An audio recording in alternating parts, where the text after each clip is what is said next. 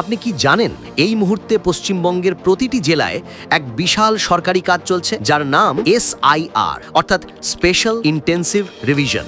বাইরে থেকে শুনলে মনে হতে পারে এটা কেবল ভোটার তালিকা আপডেট করার একটা নিয়মিত প্রক্রিয়া, কিন্তু এর ভেতরে লুকিয়ে আছে অনেক প্রশ্ন, অনেক অজানা ভয় আর হয়তো একটা বড় রাজনৈতিক উদ্দেশ্য। আজ আমরা বিস্তারিত জানব পশ্চিমবঙ্গে কিভাবে চলছে এই SIR, কেন এটা এত আলোচনার জন্ম দিয়েছে আর এর পেছনে আসল সত্যটা কি। প্রথমে বুঝে নেওয়া যাক SIR আসলে কি। প্রতি বছরই ইলেকশন কমিশন ভোটার তালিকা হালনাগাদ করে, যাকে বলা হয় সামারি রিভিশন। এতে শুধু নতুন ভোটারদের নাম যোগ হয়, পুরনো ভুলগুলো ঠিক করা হয়। কিন্তু স্পেশাল ইন্টেন্সিভ রিভিশন মানে পুরো ভোটার তালিকাকে নতুন করে যাচাই করা। যেমন ধরুন, আপনার নাম অনেক বছর ধরে ভোটার লিস্টে আছে, কিন্তু SIR এর সময় BLO এসে যদি খুঁজে না পান বা কাগজে কোনো ভুল পান, তাহলে আপনার নাম ডিলিট হয়ে যেতে পারে। অর্থাৎ আপনি ভোট দিতে পারবেন কিনা তা নির্ভর করছে আপনার তথ্য যাচাইয়ের উপর। এখন প্রশ্ন হলো, এমন যাচাইয়ের দরকারই বা হলো কেন? ইলেকশন কমিশন বলছে বহু বছর ধরে ভোটার তালিকায় ডুপ্লিকেট নাম, মৃত ব্যক্তির নাম আর ঠিকানা বদলের কারণে ভুল তথ্য জমে গেছে। তাই সঠিক তথ্য নিশ্চিত করার জন্য SIR দরকার। কাগজে কলমে কথাটা যুক্তিসঙ্গতই শোনায়, কিন্তু বাস্তবে গল্পটা একদম সরল নয়। অনেক মানুষ বলছেন এই SIR এর মাধ্যমে আসলে কিছু বিশেষ শ্রেণীর মানুষকে টার্গেট করা হতে পারে, বিশেষ করে যারা সীমান্ত এলাকায় থাকেন অথবা যাদের নাগরিকত্ব নিয়ে বিতর্ক আছে, তাদের নাম বাদ পড়ার আশঙ্কা সবচেয়ে বেশি। একটু ইতিহাসে যাই। শেষবার পশ্চিমবঙ্গে এমন SIR হয়েছিল 2002 সালে। তারপর প্রায় 25 বছর এই প্রক্রিয়া বন্ধ ছিল। এত বছর পর হঠাৎ এখন কেন এই উদ্যোগ? কেন এত তাড়াহুড়ো করে নাম যাচাই শুরু হলো?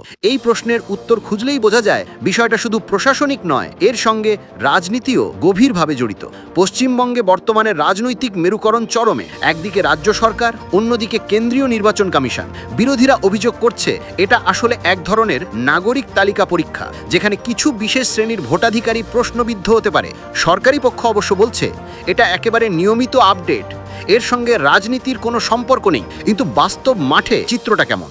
বহু জায়গায় BLO বা বুথ লেভেল অফিসাররা বাড়ি বাড়ি যাচাই করতে গিয়ে দেখছেন মানুষেরা কাগজপত্র ঠিক মতো দিতে পারছেন না। কখনো নামের বানান মেলে না, কখনো ঠিকানা বদলে গেছে, কখনো পুরনো নথি পাওয়া যাচ্ছে না। ফলাফল, ভোটার লিস্ট থেকে নাম কেটে যাচ্ছে নীরবে। লোকজন বুঝতেই পারছেন না কখন, কোথায়, কেন তাদের নাম বাদ পড়ল। একটা ঘটনা ভাবুন, একজন বৃদ্ধা, বয়স প্রায় 70, জীবনের সব ভোট দিয়েছেন নিজের গ্রামে। এবার হঠাৎ শুনলেন তার নাম আর ভোটার লিস্টে নেই, কারণ ঠিকানায় ছোট্ট একটা বানান ভুল। এই একটুখানি ভুল মানে তিনি এখন ভোট দিতে পারবেন না। এমন ঘটনা এখন প্রায় প্রতিটি জেলার কোনো না কোনো জায়গায় ঘটছে। আর এখানেই মূল বিতর্ক। যদি যাচাই প্রক্রিয়া এতটাই দুর্বল হয়, তাহলে সেটা কি সত্যি ভোটার তালিকা পরিষ্কার করছে, না নতুন অন্যায় তৈরি করছে? আরেকটা বিষয় লক্ষ্য করুন, SIR এর সময় সাধারণ মানুষকে নিজের তথ্য প্রমাণ দিতে হচ্ছে। কাগজপত্র, জন্ম তারিখ, ঠিকানার প্রমাণ সবকিছু আবার জমা দিতে হচ্ছে নাগরিককে। অর্থাৎ যে তথ্য সরকার আগেই জানে, সেটাই আবার প্রমাণ করতে হচ্ছে নাগরিককে। এটা প্রশাসনিক কার্যক্রম নাকি নাগরিকের প্রতি অবিশ্বাস?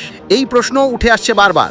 বিরোধী দলগুলোর বক্তব্য আরও তীব্র। তারা বলছে এই প্রক্রিয়ার মাধ্যমে এমন এক অবস্থা তৈরি হতে পারে যেখানে কিছু মানুষ হঠাৎ করে অন্য হিসেবে চিহ্নিত হবে। যাদের পরিচয়, নাগরিকত্ব বা ধর্ম নিয়ে বিতর্ক আছে, তাদের ভোটাধিকার কেটে দেওয়া সহজ হবে।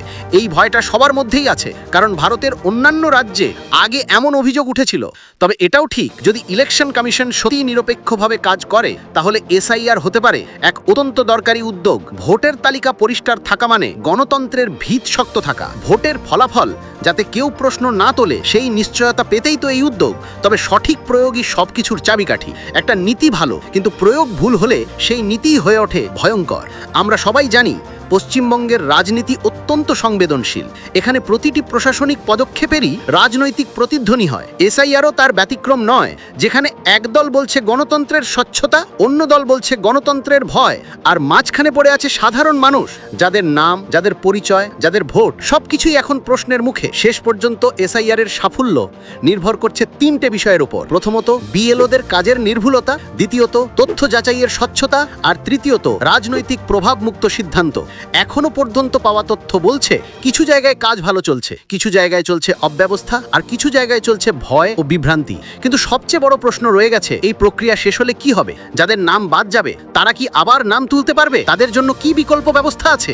এই প্রশ্নগুলোর উত্তর এখনো কেউ জানে না। তবে একটাই জিনিস নিশ্চিত, এই এসআইআর প্রক্রিয়া পশ্চিমবঙ্গের রাজনীতিকে আগামী নির্বাচনের আগে এক নতুন মোড়ে নিয়ে যাবে। এটা কি সত্যিই স্বচ্ছতা আনবে, না আরো গভীর বিভাজন তৈরি করবে? সময়ের সঙ্গে সঙ্গে সেই উত্তরই আমাদের সামনে খুলে যাবে। আর এই কারণেই এই বিষয়টা বোঝা দরকার আমাদের সবার। কারণ ভোট শুধু রাজনীতি নয়, এটা আমাদের পরিচয়ের অংশ, আমাদের গণতন্ত্রের মূল ভিত্তি। আর সেই ভিত্তি নড়বড়ে হয়ে গেলে তার প্রভাব পড়বে প্রতিটি নাগরিকের জীবনে। এই ছিল এসআইআর এর সূচনা, এক প্রক্রিয়া যেটা কাগজে গণতন্ত্রের উন্নতি বলে দাবি করা হচ্ছে, কিন্তু মাঠে মানুষ বলছে এটা যেন নতুন এক অজানা ভয়।